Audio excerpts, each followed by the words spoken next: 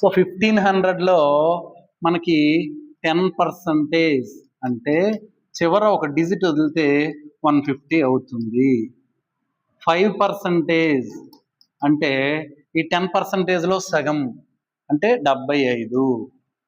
So 50% అంటే ఇందులో సగం. సో 1500 అంటే 100%, 50% అంటే అందులో సగం 750.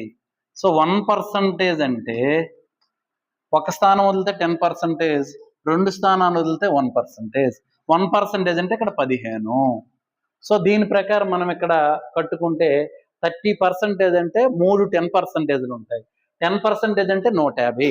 30% అంటే 150 ఇంటూ 3 450.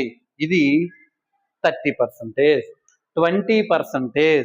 20% అంటే 10%, 10%, 5%. 10% అంటే 150. 20% అంటే 300. 5% అంటే 75. 375.